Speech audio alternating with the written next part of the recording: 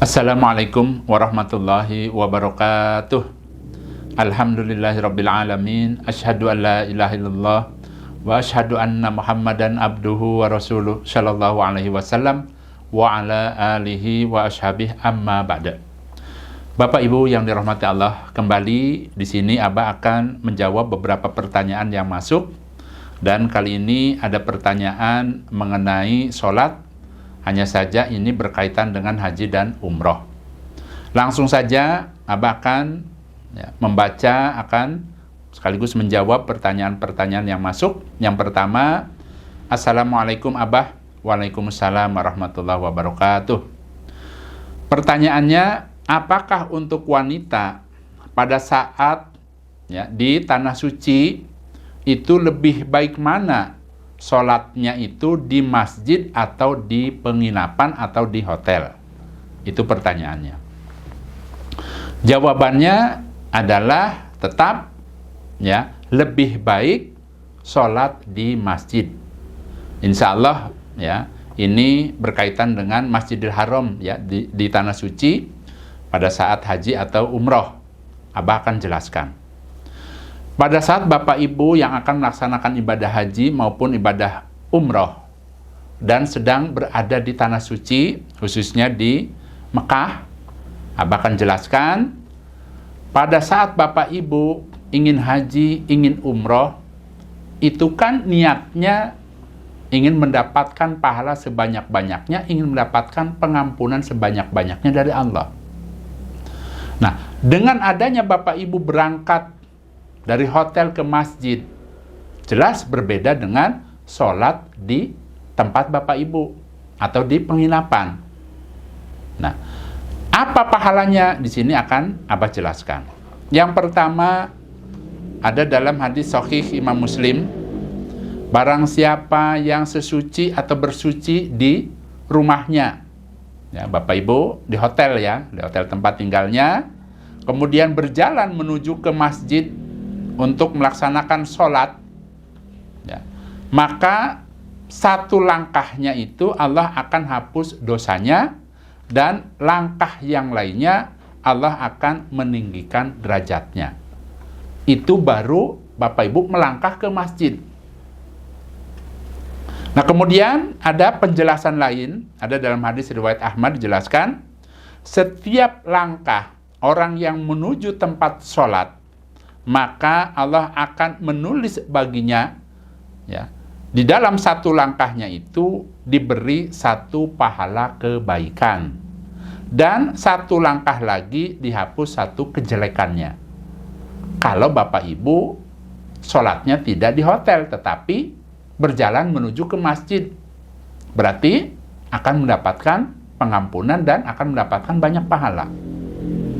Kemudian alasan yang kedua, kenapa di sini Abah menjelaskan lebih baik sholat di masjid? Ingat, insya Allah Bapak Ibu sudah memahami, ada dalam hadis sahih, baik itu hadis Imam Bukhari maupun hadis Imam Muslim, dijelaskan sholat berjamaah itu lebih utama daripada sholat sendirian, yaitu dengan mendapatkan pahala sampai 27 derajat.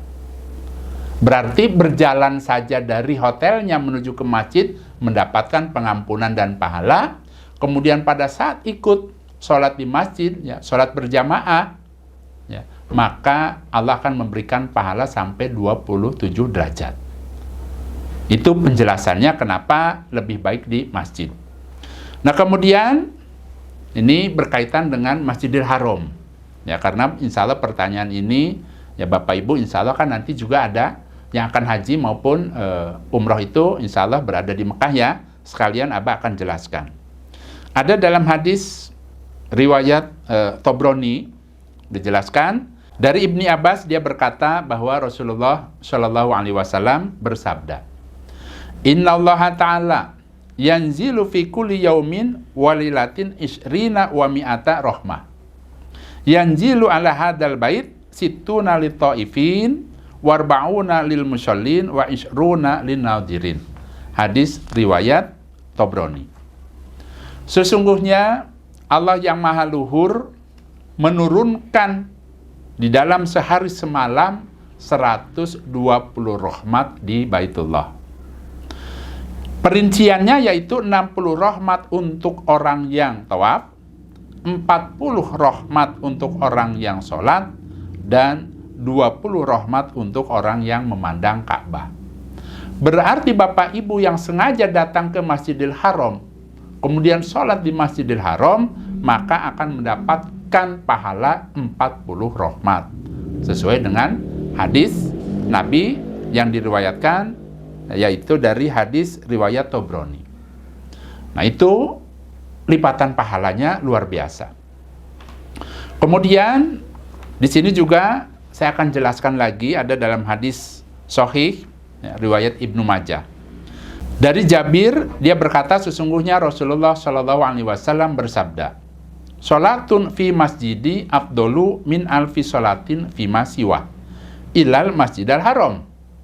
Wa salatin fi masjidal haram afdolu min mi'ati alfi salatin fi ma siwa." Hadisnya sahih ya, ada dalam hadis riwayat Ibnu Majah. Artinya, satu sholatan di masjidku, yaitu Masjid Nabawi, itu lebih utama daripada 1000 sholatan di selain Masjid Nabawi, kecuali di Masjidil Haram. Yang mana satu kali sholatan di Masjidil Haram, itu lebih utama daripada 100.000 sholat selain di Masjidil Haram. Ya. Bandingannya Bapak Ibu sholat di sini dengan di Masjidil Haram itu beda. Ya, nilai pahalanya luar biasa sampai 100.000 kali lipat. Perbedaannya seperti itu. Belum lagi ada dijelaskan di dalam hadis itu mengenai orang yang beramal di tanah haram.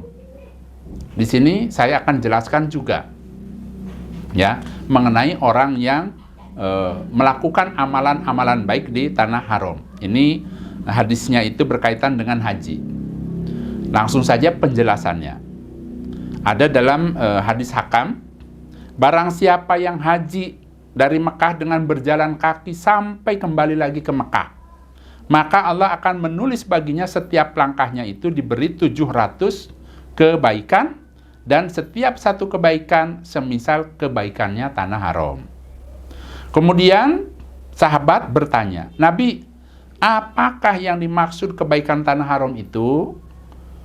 Kemudian Nabi menjawab, setiap satu kebaikan tanah haram itu sama dengan 100.000 kebaikan di luar tanah haram. Penjelasannya, Bapak Ibu yang berada di tanah suci, khususnya di Masjidil Haram, khususnya di Mekah, walaupun sholatnya itu di hotel, walaupun Bapak Ibu sholatnya umpamanya di penginapan, tetap akan mendapatkan lipatan sampai 100.000 kali lipat. Karena Bapak Ibu beramal di tanah haram. Hanya saja pertanyaannya tadi, lebih baik mana sholat di hotel bagi wanita nih ya, bagi wanita khususnya, ya, lebih baik di hotel atau di Masjidil Haram atau di masjid? Jawabannya jelas.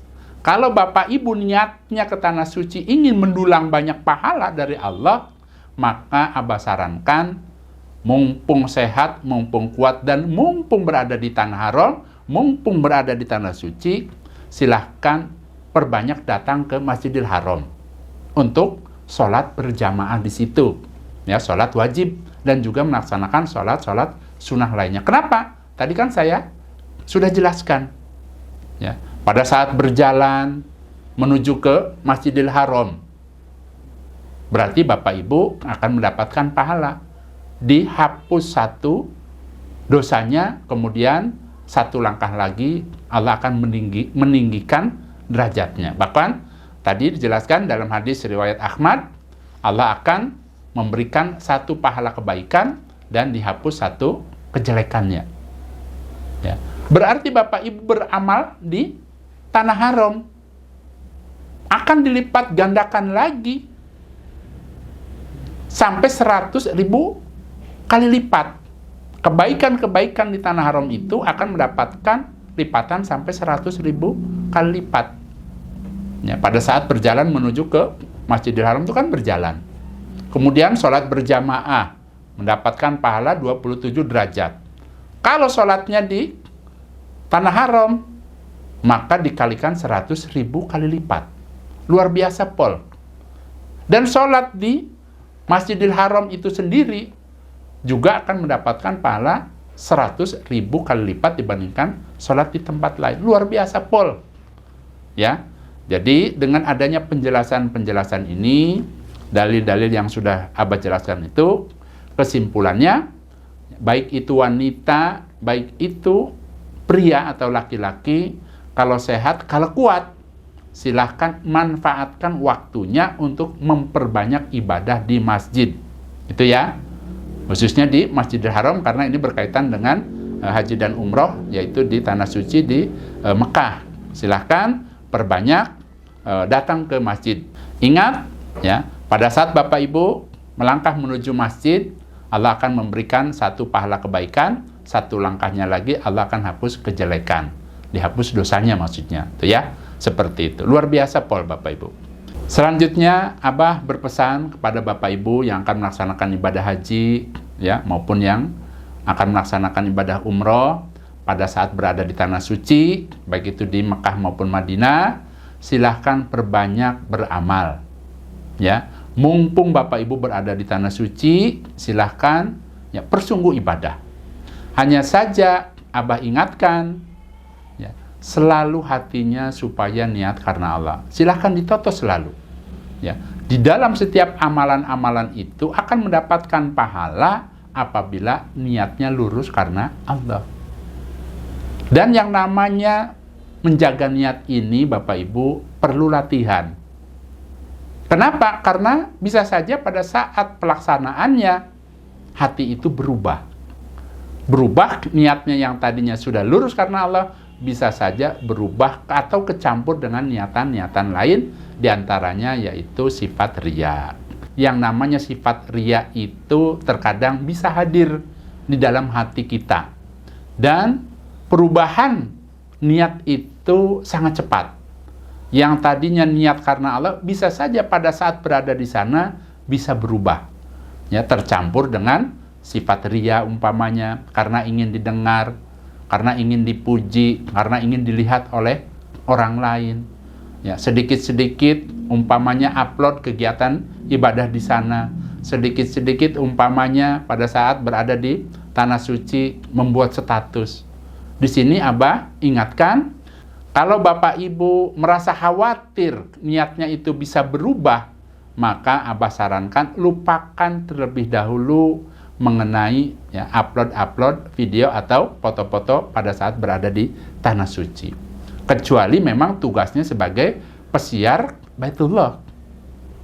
Nah, atau Bapak Ibu sanggup niatnya itu betul-betul mukhlis lillah karena Allah.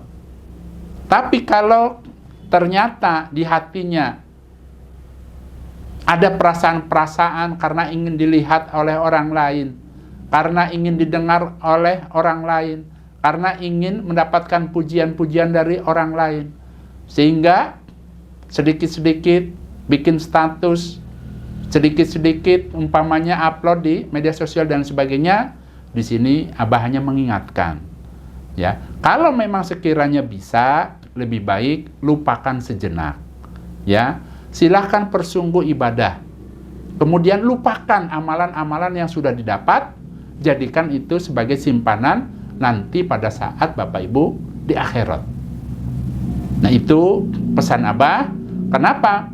Karena sebanyak apapun amalan, kalau tercampur dengan sifat riya, kalau di saat amalan-amalan yang dikerjakannya itu tidak murni karena Allah, maka akan sia-sia. Nah, untuk itu ini sebagai pengingat. Ya, bagaimana caranya agar semua amalan Bapak Ibu betul-betul terjaga, betul-betul bisa menjadi simpanan di sisi Allah. Itu harapannya. Baik Bapak Ibu, itu saja nasihat dari Abah. Mudah-mudahan yang akan melaksanakan ibadah haji tahun ini dan juga Bapak Ibu yang akan melaksanakan umroh di tahun ini, Allah memberikan sehat, Allah memberikan banyak kemudahan pertolongan, dan mudah-mudahan ya yang akan melaksanakan ibadah haji hajinya mabrur, yang akan melaksanakan ibadah umroh juga mudah-mudahan umrohnya mabrur ya. Baik, itu saja Bapak Ibu, Abah pamit. Wassalamualaikum warahmatullahi wabarakatuh.